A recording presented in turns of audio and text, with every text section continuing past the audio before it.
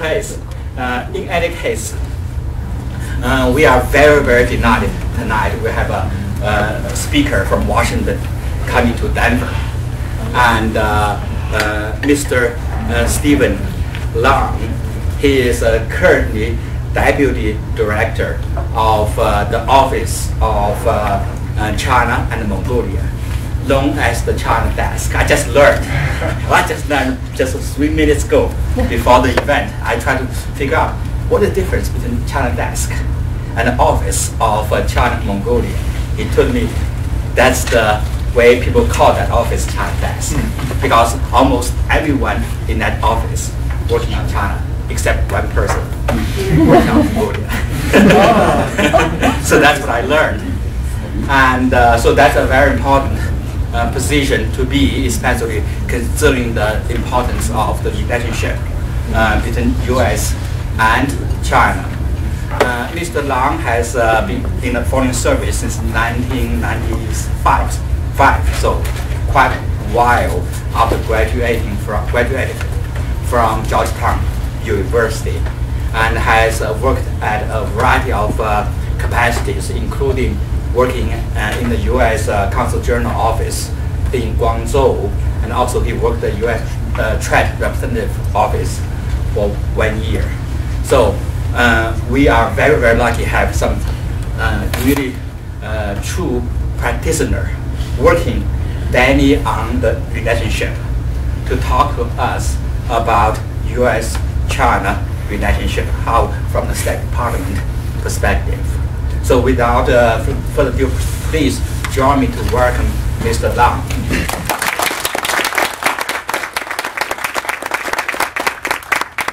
Thank you very much.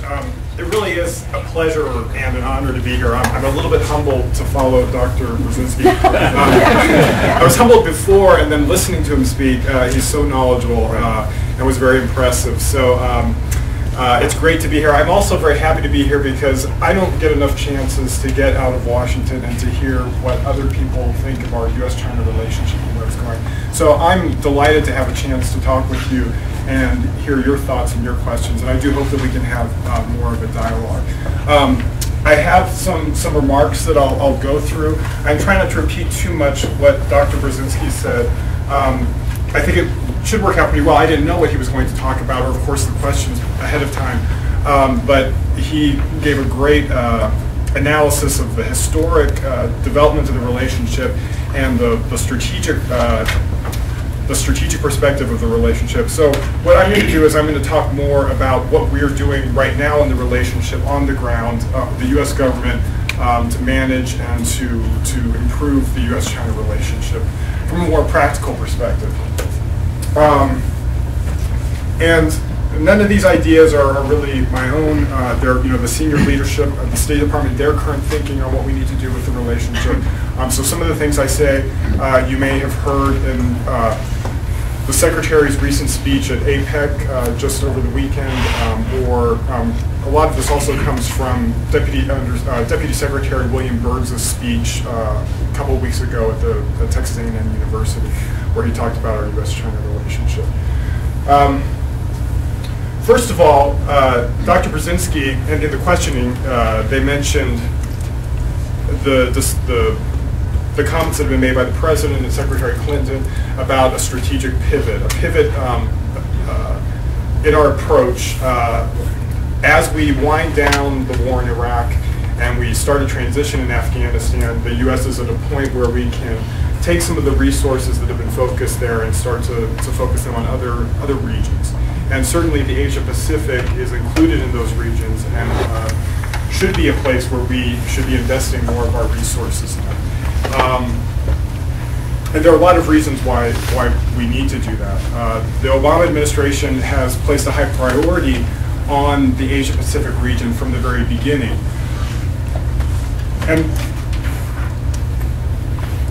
And that's because it's a region where some of the most pressing national and international challenges that we face are going to play out. We have to take into account this region. We have to work with the Asia Pacific in order to reinvigorate our economy, restore strong economic growth and job creation, in order to address and mitigate climate change, in order to tackle proliferation of weapons of mass destruction. So for all these reasons, the Asia Pacific is going to be important to our future, and it's important for us to invest these resources. And of course, within the context of the Asia Pacific relationship, the U.S.-China relationship is critical.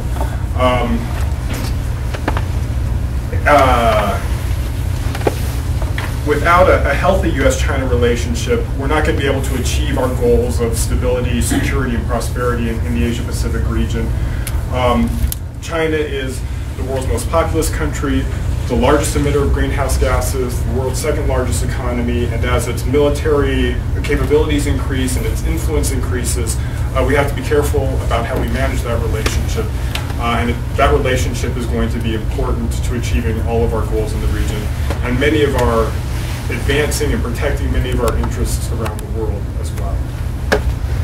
So to get the kind of relationship we want, to build the relationship we need to advance those interests,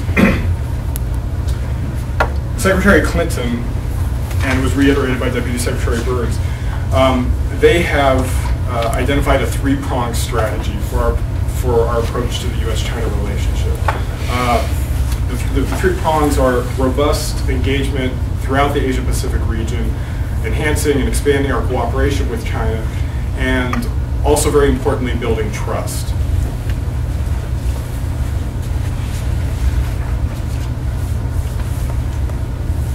So let me go ahead and start with how we're deepening our engagement across the region. The President has just been in Hawaii and is traveling in the Asia-Pacific region right now. In Hawaii, he attended the APEC leaders meeting. At the end of this week, he'll be in Bali to attend the East Asia Summit. And I think his participation in those events is illustrative of how we're expanding our engagement with multilateral organizations in the region. APEC, this is the first year we've hosted APEC since 1993. It was in Hawaii, the leaders meeting was in Hawaii just now, but we also held meetings in San Francisco in September, Big Sky, Montana in May, and in Washington, D.C. back in February. And this has all been part of an effort to reinvigorate APEC, to reinforce it as the premier economic institution in the region.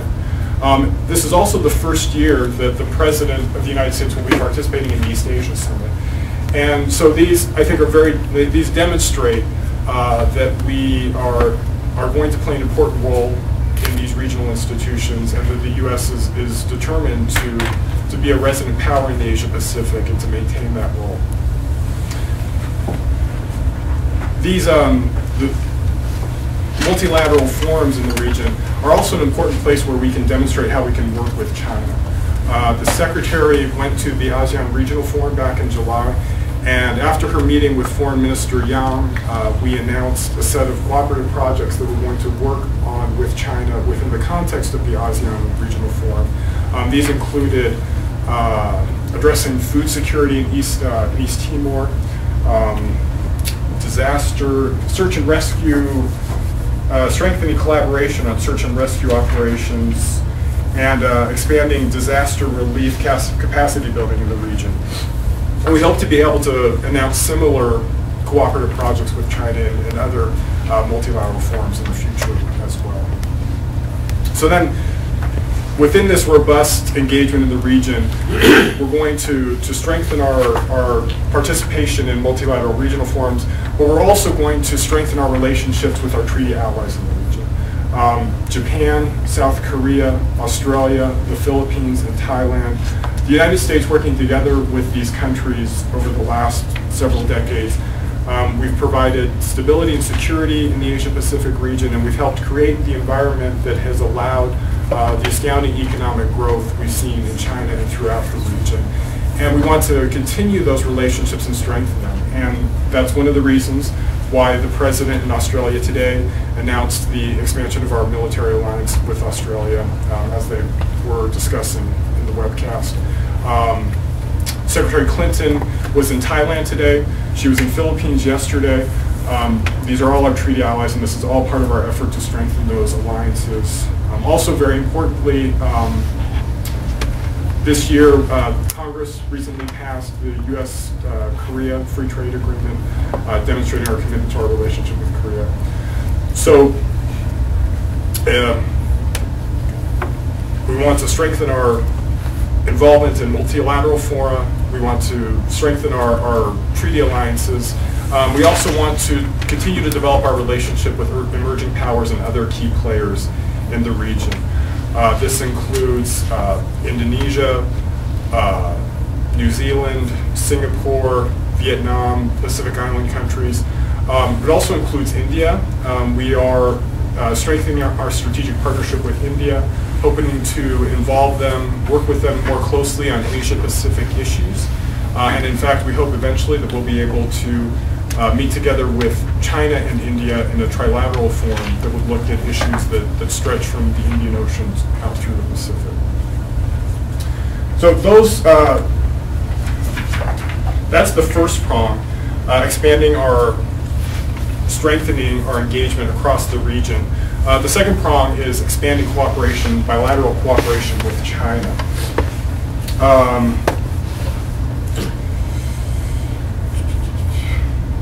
Of course, there are a wide variety of issues where the U.S. and China share interest, and issues where we are cooperating together already. And it's really only if we are able to work together that we're going to be able to successfully address these issues. Preventing proliferation of weapons of mass destruction is certainly one of the most important and urgent. And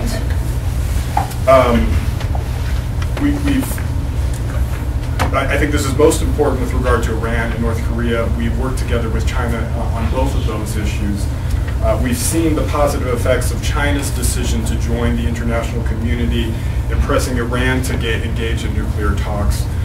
With North Korea, we're also encouraged by China's efforts to address the challenges posed by their nuclear weapons program, their proliferation activities, and their other destabilizing activities in the region. Of course, we still have a lot more to do with regard to both of those countries and those issues, but we are encouraged by the cooperation we've had from China, but we need to do more. Both the United States and China need to do more on these issues. And of course, there are many other different issues. I mentioned climate change. I mentioned strengthening our economy. They talked about freedom of navigation. Piracy in international waters is another important issue for us to work together on. And there are many others. Other environmental issues, the situation in Afghanistan, the list goes on and on. And that kind of brings me to the third prong of our strategy, building trust. And that is a very important part of our strategy with China. And it's essential to make progress on expanding cooperation.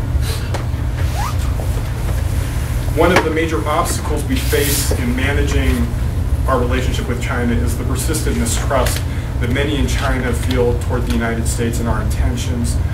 Many in China have the perception that the United States wants to contain China or hold China. The United States is threatened by China's rise.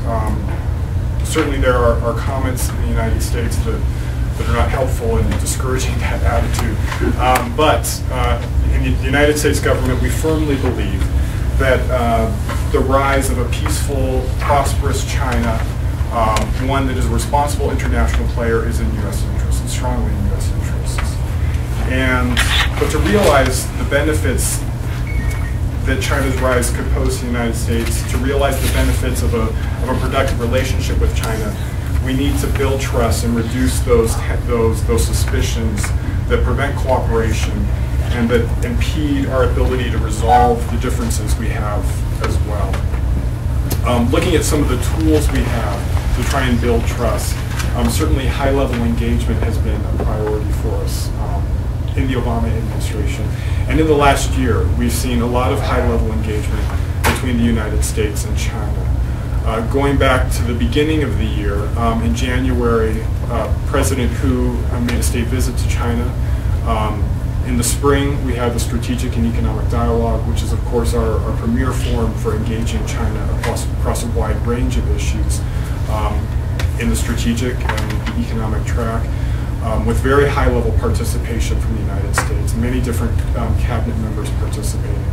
The Strategic and Economic Dialogue was particularly successful this year in that it included senior military leadership, senior military officials, and we were able to launch the Strategic Security Dialogue, which included military and civilian officials together meeting to discuss strategic issues. Our military-to-military relationship also saw progress with several other visits and exchanges. Former Defense Secretary Gates visited China at the beginning of the year. Admiral Mullen visited China. General Chen Bingde of the People's Liberation Army visited the United States this year. So there have been positive developments in that regard. More recently, Vice President Biden visited Beijing and Chengdu. We're looking forward to Vice President Xi Jinping's visit to the United States, which we expect to take place early next year as well. And I mentioned that the President just met with President Hu over the weekend in Hawaii. That was his 10th meeting with President Hu, which I think is quite impressive in a presidency that's 3 years old. And in addition, Secretary Clinton met with both State Councilor Dai Bingguo and Foreign Minister Yang Jiechi in Hawaii over the weekend. Those are only the latest in a series of meetings that she's had with them this year already. So that high-level engagement is something that we feel is a very important part of building trust by creating the channels of strengthening the channels of communication we already have, creating new ones, helping our leaders to get to know each other, understand each other, and to build transparency. But in addition to that high-level engagement, we also have a huge amount of engagement going on at the working level as well.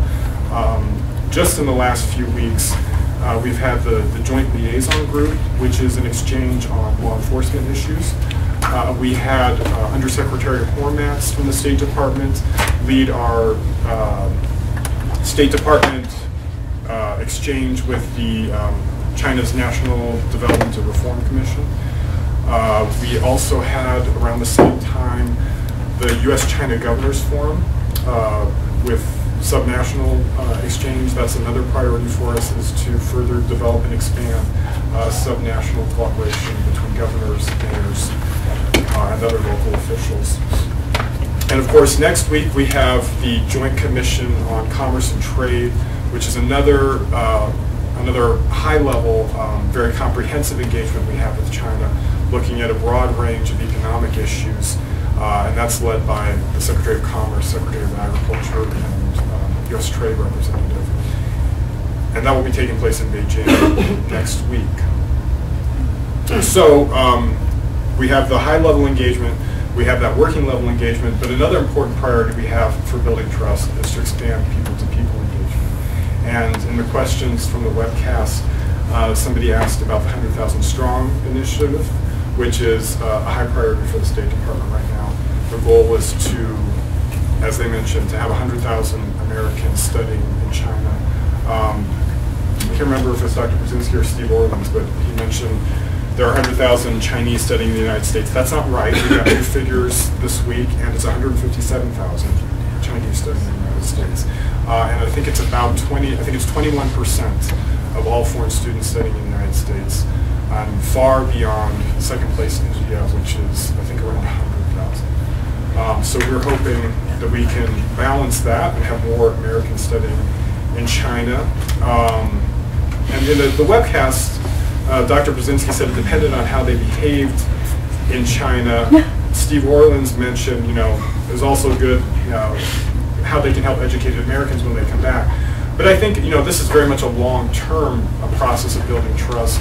Developing China experts who can continue to engage China in their work in trade or diplomacy or whatever.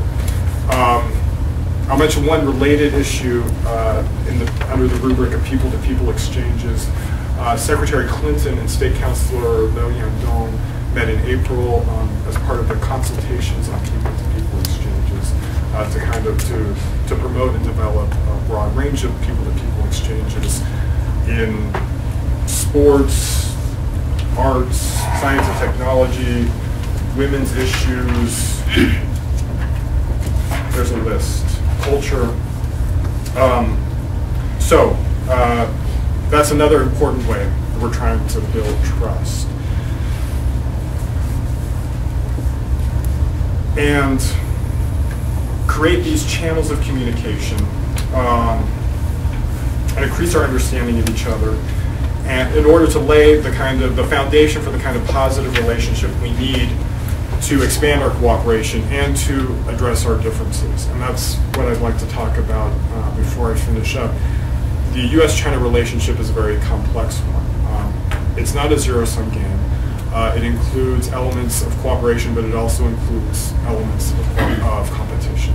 And we do have differences. And one of the very important reasons we need to have a productive relationship is we need a forum to address our differences, to resolve them, to move them forward, and also to make sure that we have channels of communication so we can discuss those differences and deal with them without derailing the relationship as a whole and damaging the other interests that we have, the other priorities that we have that we want to move forward. Within the context of those differences we want to address, I'll highlight two of them. One is economic issues. I think it's very easy to see how in the economic side of the relationship we have a relationship that is both cooperative and competitive. Cooperative in that China is the United States' second largest trading partner. It's good for the United States. I saw a figure today that U.S. exports to China have risen 61% since 2009, which is more than, I think, twice how much they've risen for the rest of the world.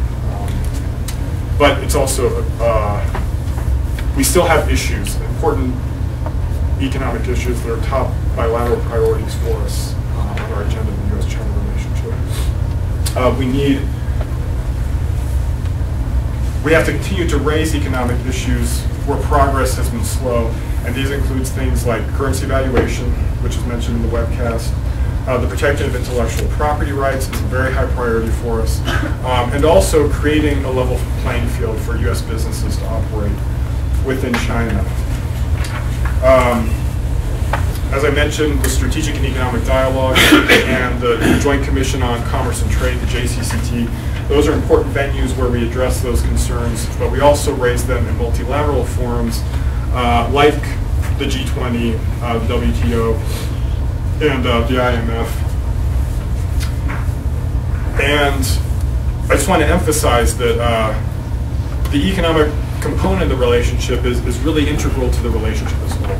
And being able to advance our interests on that side of the relationship and address our concerns is important, is critical to having a healthy U.S.-China relationship, because we need to be able to show that the U.S.-China relationship is delivering results to the U.S. in terms of our prosperity and job creation if we're going to have a successful relationship.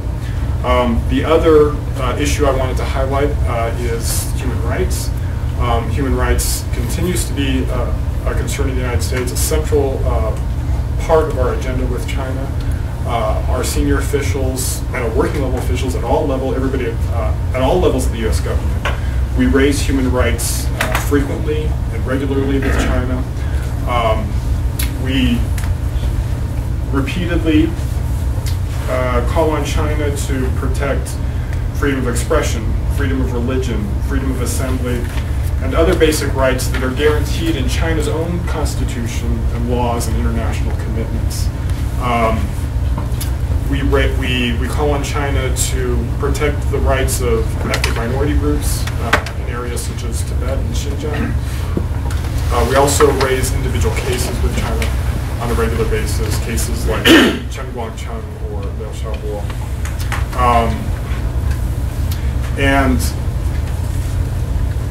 I think it's important to emphasize that the standard that we ask China to apply in these cases is not an American standard, it's a universal one.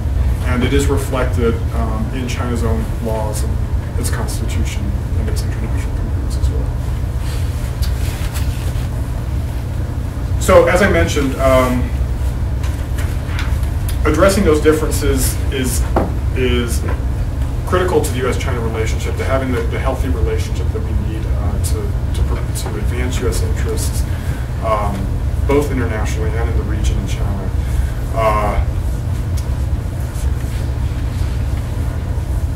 And that by deepening our engagement across the region, expanding our cooperation with China, and building trust, that we believe in the U.S. government that we can move closer to the kind of cooperative relationship, positive, cooperative, and comprehensive relationship that President Obama has called for, that will allow us to advance our interests of security, stability, and prosperity in the Asia-Pacific region.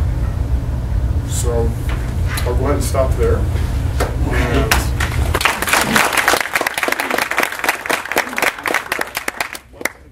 yeah, what he said was cleared by the State Department. So those yes, that's why I had to refer to my notes. Exactly. So those are the U.S. government or the Obama administration's official position.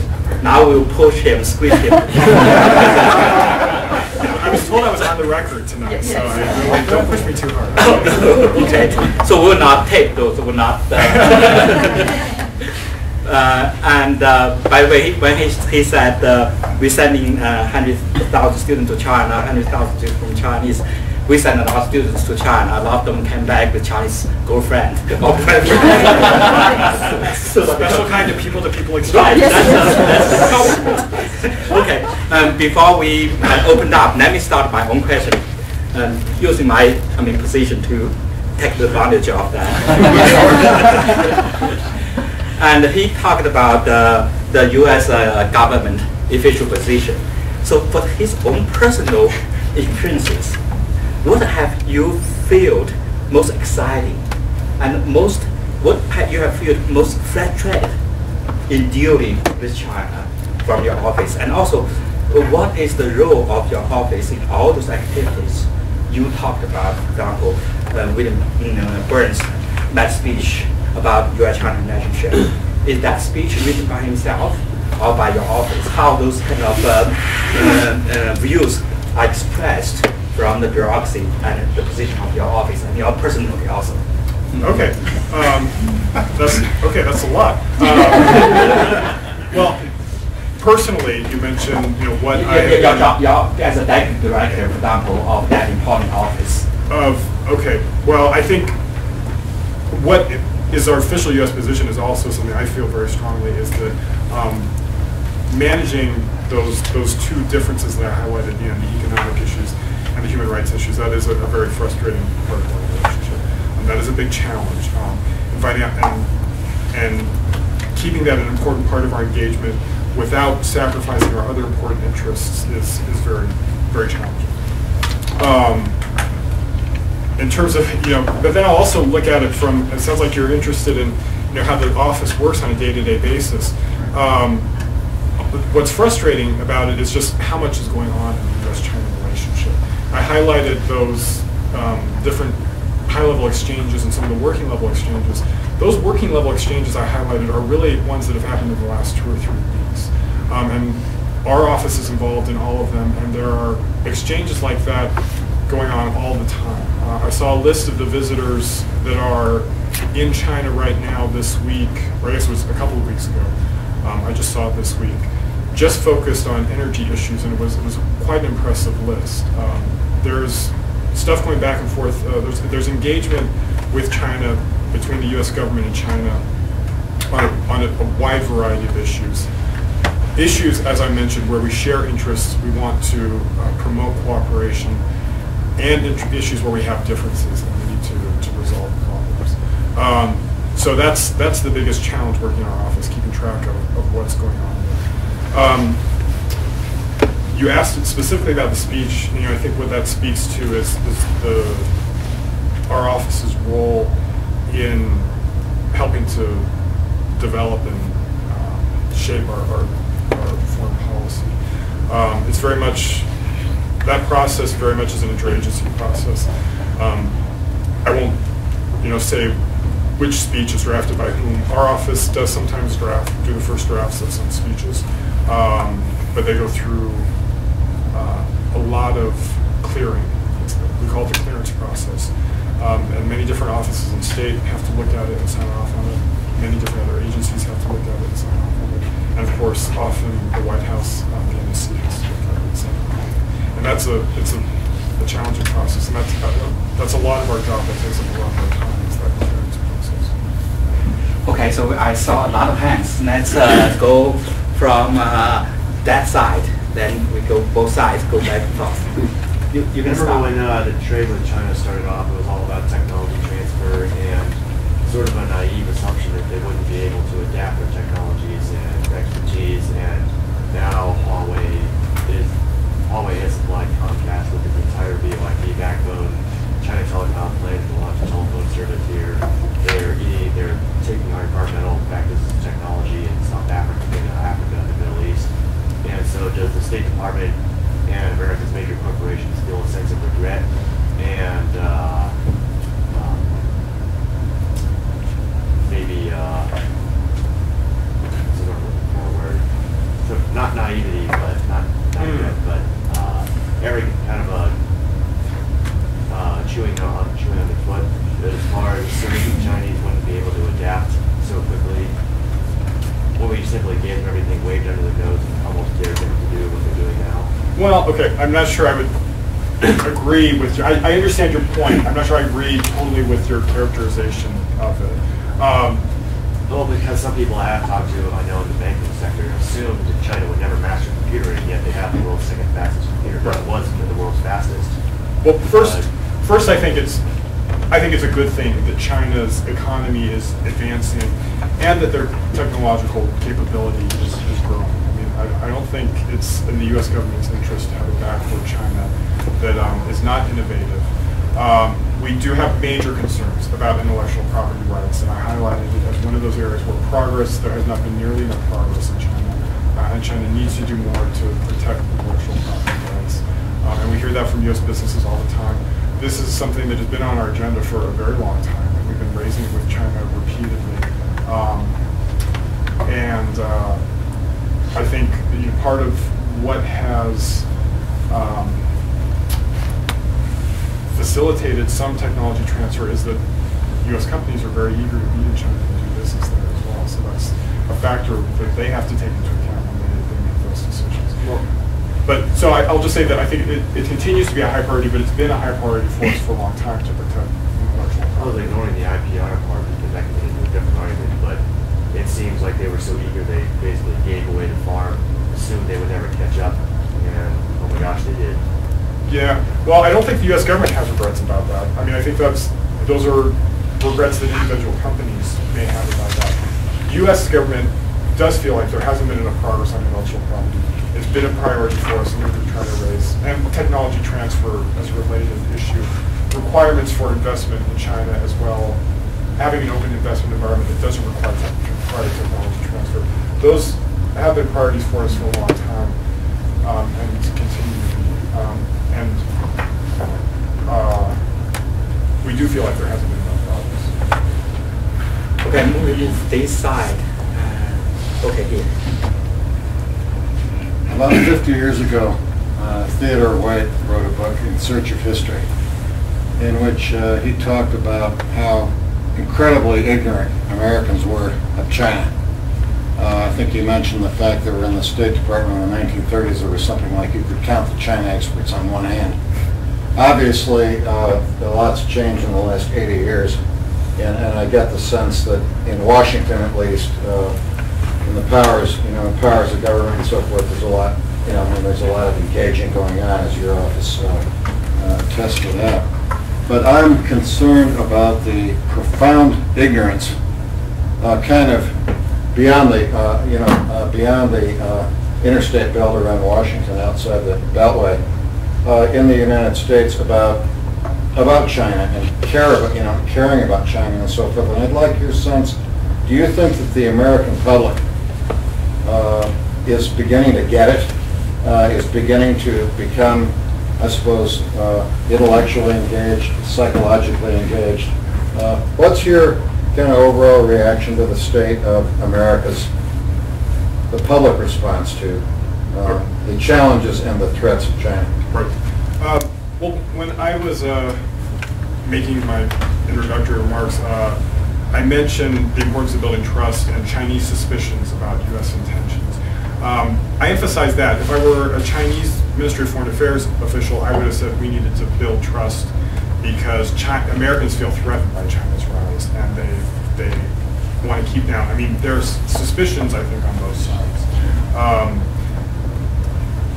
I think the good thing is, though, that there is a lot of interest in China, and it's growing a lot. And I see it within the U.S. government because so many different agencies want to engage with China.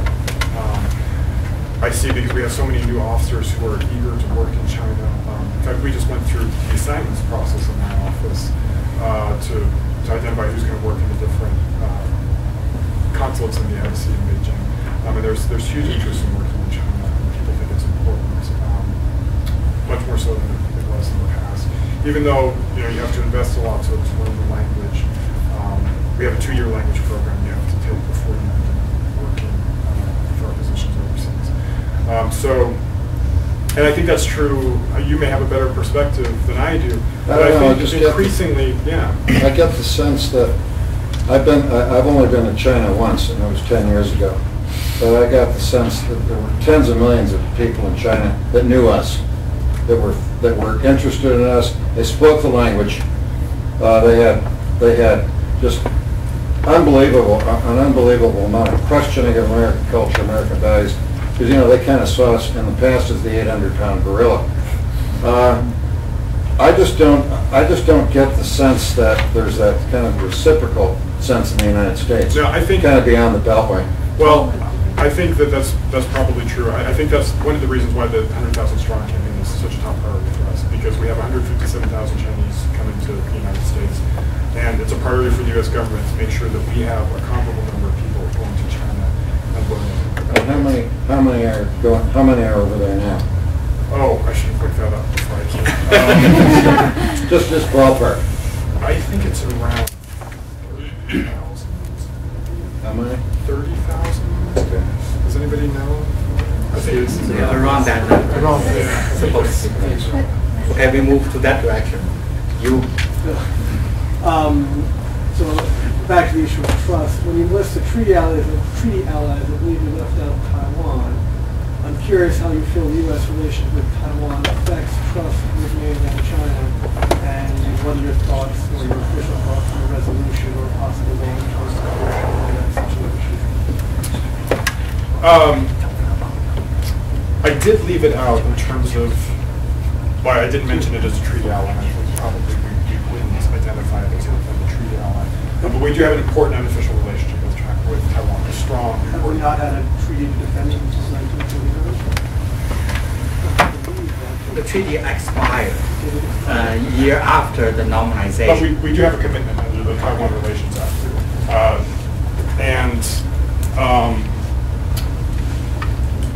It's an important relationship that we have, and one that I think we want to protect and strengthen. But in terms of a resolution, I think it's very hard to say. Certainly the U.S. government wants to see a resolution, a peaceful resolution, that the people on both sides of the straits enter into freely and agree to. And I think there's reason to be hopeful, but I think it's very difficult. Do you feel it impacts trust with China because of that? Oh, it is probably their top priority. I think they would rate it as their highest, biggest obstacle to their good relationship with the United States. Definitely always included in their core interests that they have for us. So yes, and it's something that they raise with us all the time. But I think we've made some progress. I think in building trust that allows us to not let events in the Taiwan relationship totally derail our bilateral relationship with China. And so I think there's progress in that regard. At this side. I have a follow-up question. Recently I heard that some people propose that the United States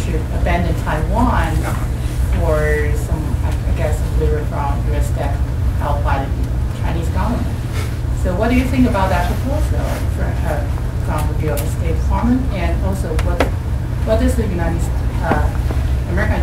government think of the role Taiwan plays in the U.S.-China relations? I'm sorry, what does the U.S. What does the U.S. government think of the role Taiwan plays in the U.S.-China relations? Well, we don't have any intention of abandoning selling it for I think that's a non-starter.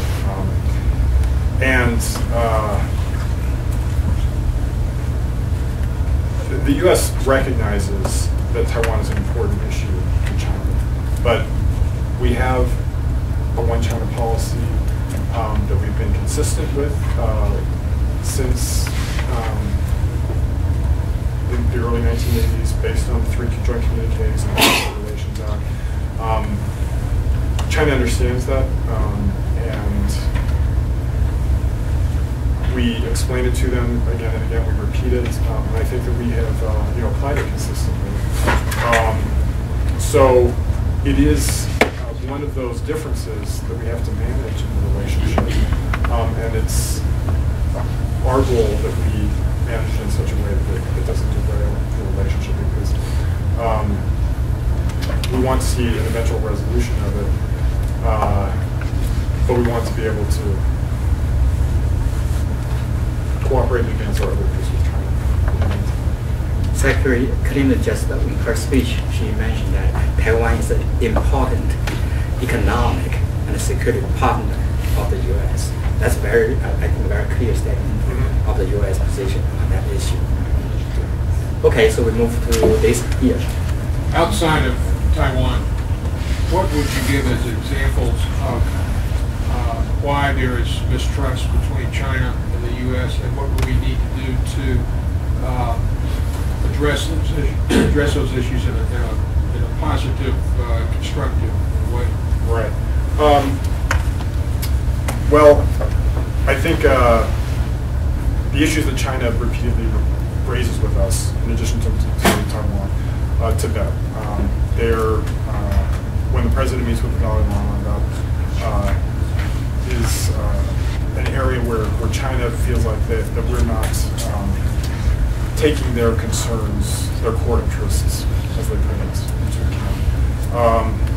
On our side, I mentioned the differences that we have, that we need to manage the relationship on economic issues, human rights. I think I'll add that we'd like to see more transparency from China's military in terms of the expansion of capabilities and what the intentions, how they intend to use those expanded capabilities. More transparency there, I think, would help the trust. Okay, on this side here. I was a student in DC for undergrad, and I've also studied abroad in China. I didn't see any visible signs of the government promoting studying abroad in any way to China. I was wondering what the State Department or government in general was doing to help promote this 100,000 students in China.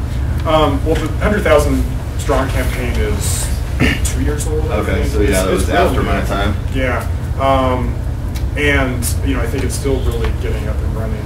Right now, I think we're in the fundraising stage, and we have a committee, an advisory committee, I think it's called, that's working with the private sector to raise funding.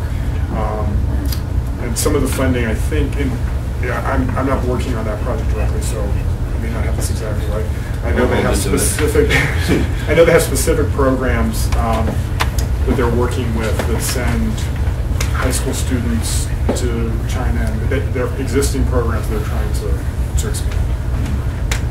Okay, on this side here. I should be asking you. Yes. I would like I'd to know. like to follow up on his question about the students. I'm curious about the pressure that it puts to take 70,000 places out of the university system in China. It's so competitive to get in there. And I don't really know how many Chinese students that are here because they did not earn a spot in the university, but they have the family income of which to be able to provide their children with education. So how does that help our relationship with them to remove that many slots, if you will, in the university system? Well, that's a good question, and I don't know if they've expressed concerns about that, but I imagine, based on my experience with Chinese universities, that they would really welcome having more foreign students there because of the opportunities that would give their students. But what about the pressure on them to not be able to handle their own people? Yeah. And there's so many people that want to go to the university that have to really. The programs are separate. Yeah. I'm sorry, I didn't hear that. The programs are separate. They often separate the international students from the rest of the student body. Okay, on this side. Yes. Identify yourself. Oh, Steve Yeah. Thomas. Sorry? Steve? Steve Thomas. Okay. UC. One big issue, which is of course the military. But one way to ask that is to say, are you feeling, and is the department feeling that if we have another crisis like Hainan or something, that we know how to handle it now? For a while, we didn't know what to do. We didn't have very good communications on the military side, and yet in the news there hasn't been much problem. Are you feeling kind of optimistic that we have kind of lines of communication and people are clear about motives and goals? And I think we've made progress with that, and that's why when I talked about the strategic economic dialogue, I highlighted how important it was that senior military officials were included, and we launched the strategic security dialogue, because it's a very high priority for us to expand that kind of military-to-military contact. And increasingly we feel it's important to include a civilian component in it as well, to have improve all of those channels of communication.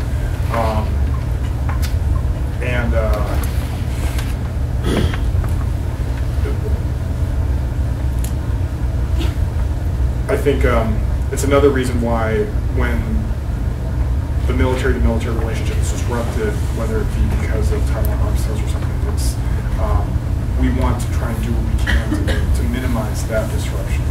And we try to convey to China how important it is that we think that we need to preserve that even with our problems. Transparency can lead to hearing things though you don't want to hear. I mean, are you personally optimistic that there not only is sort of growing transparency, but also that the message that we're going to hear from China is one that we'll be happy with? Well, I'm not convinced that we'll be happy with it, but I think better to know it than to suspect what it might be and not be sure. I think having that clarity would be better. Because we're imagining the worst case scenario regardless. Yep. Yeah. On this side, okay. Hi, my name is Peggy Liu. My first question is how to remember all those Chinese names? You speak Chinese, do you? But yeah, I went through our 2-year language program. But it should be better than it is after studying for 2 years and living in China for 7 years. I started more on the late side. I had not worked in China. I had not worked on China issues until I went to Taiwan and started studying Chinese in 2003. So I started relatively late. Very impressive. My serious question is, we're talking about build relationships, shared interests, shared future, and why every time our leaders go to China, always have to bring up the Tibet issue? How necessary is that, and is that the right time to do so? Our leaders, I think it is necessary. I mean, it is a high priority for us. I think many Americans feel very strongly about it, but that's not the only reason. I think human rights in general in China are, as I mentioned, they're central to our relationship. And I think, after what we've seen in Tibet over the last month or so, with the stuff in relations, I think just drives home the point all that much more. But this is something we need to continue to raise with China. Okay, move on to this side. Okay, my question is about the cyber issue, cybersecurity issue that just mentioned, and now more and more Americans concerned with that issue. I want to know what's the State of Department's role in the policy making process in America. the DoD is so strong in the cyber issues. They established the cyber command last year, maybe. And I want to know the roles of the State Department. And the second is what's the principle of the State Department in dealing with the cyber disputes between China and the issues? What's the Department of State, their main whole idea on the China so-called the cyber attacks, for example? And the last question is what's the cooperation? What's the achievement have made between the China and U.S. on the cyber space cooperation? I mean, in the higher level, not just the working level. Right. I want to know the progress. Right.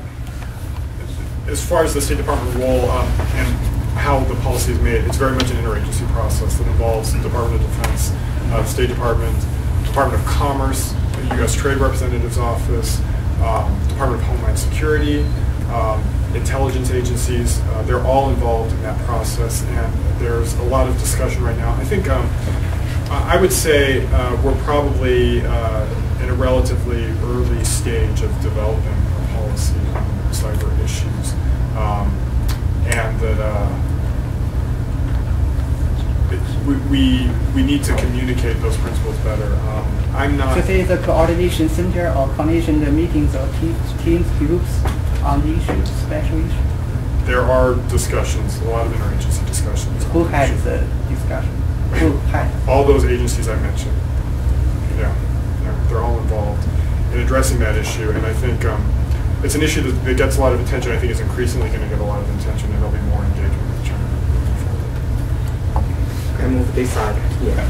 On the topic of human rights, so you talked about how it's identify. Oh, yeah, sorry, I'm introduce yourself, not identify. On the topic of human rights, so you talked about how it's Who you are? yeah, I'm Richard Fine. No, where are you from? Oh, Oxford, UK. So you've talked about how it's a core concern and how it's raised in engagement at every level. So firstly, just to be sure I've understood, presumably you can call for these things, but you can't do more than that until you have this forum for resolving differences that comes from having built the trust already. Well, we don't have mechanisms to force China. We don't have. Right, there's no. You can't impose trade sanctions and things like that at this point because that would destroy the relationship with Putin. Well, yeah, there are a lot of tough decisions to be made, and at this point we are not imposing. Right. So we have various policies and restrictions that have human rights components to us. But our primary means of engagement with China right now is our high-level discussion with various dialogues. So what I was wondering, I guess, is just does that discussion work? Well, we're not getting the progress we should. Right. That's why we're going to continue to raise it. And try to find ways to improve how we can engage China. Okay, I think we have a couple minutes left, and here, so last question here. My name is John Lawrence. I'm a graduate student here at Cornell. You talked a lot about human rights, and I'm in the human rights program here. Could you talk a little bit about kind of the interactions and the relationships between NGOs that are on the ground in China and how that relationship works, and maybe collaboration or communication with the State Department when there are particularly, I want to say famous, but there gets a lot of coverage, like with the issue of the artist, I think his name is Ai Weiwei, who was detained for a long time and then released. Could you talk a little bit about how the relationships kind of... Okay, is he involved in an NGO? I wasn't aware. No, he's not, but there's been NGOs acting on his behalf and things like that. Well, our embassies and consulates try to talk to NGOs all the time, learn more about what they're doing. We don't directly fund a lot of NGO activities. We do fund programs that help NGOs in China, but we don't do a lot of direct funding. I don't want to say categorically we don't do any because I'm not 100% sure. But most of our engagement with China's NGOs is learning more about what they're doing. We do send NGO officials or people involved in NGOs on exchange programs and things like that. That's primarily how we engage NGOs in China. And in our engagement with the Chinese government to encourage a better environment for NGOs. Okay, I think time's up, like 1 or 2 more minutes. So very brief, identify yourself. What was your big order? Edward, I'm American. With regard to freedom of religion, I know that all religions in China have some difficulty with that to one extent or another. It seems to vary sometimes by region and sometimes by other factors.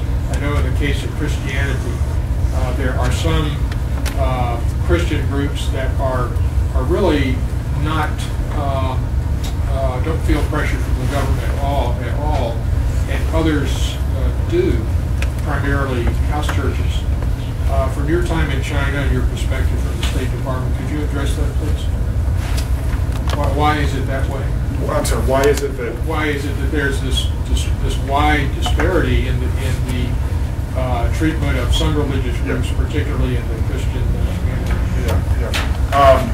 Well, I mean, the main disparity is between the state-sanctioned churches and the non-state sanctioned. Right, and the difference is vast. China, there's a relatively people can practice openly within the state-sponsored churches, but the non-state-sponsored ones have a very difficult time. Is that what you're? Well, even in the case of some house churches, the non-registered churches, some of those churches are not don't have difficulty at all, and others do have difficulties. Okay, I'm sorry. Yes. So that would. I think a lot of that has to do with local enforcement, and this is just my opinion that enforcement varies from place to place, depending on the attitudes of local officials or the connections of the people in the church might have with local officials. And it could also vary depending on the activities of the church, what they're getting involved in, how controversial it is. But yeah, I don't know for certain. Okay, and although he did not start with that disclaimer that his views are not necessarily representing the U.S. government position, but I'm sure he gave us a lot of very important information that both representing U.S. government views and also his personal views. But in any case, it's on record, but it's not on record. So no attribution. Are there any journalists? No, I don't think so. Yeah, I'm just curious. There could be. I'm allowed to be on record. Okay, but no attribution, so we can talk about that. Uninformed sources of Denver. We will not have trouble in Denver. In any case, as any other, any government official in any country, always constrained. Okay, and also tomorrow, Ms. Lang is kind enough to agree to make another presentation to our students at noon time at our Chairman Hall, talking about the careers in the U.S. government, especially State Department, and how State Department manages U.S.-China relations. So if you are interested, I hope you can join us. What time? 12 o'clock at the Cyber Cafe at this time. We may move to room 150. We'll see how many people show up. There we'll decide the location, but we'll see at the Cyber Cafe 12 o'clock. And now, once again, please join to thank Ms. Lang for saying that.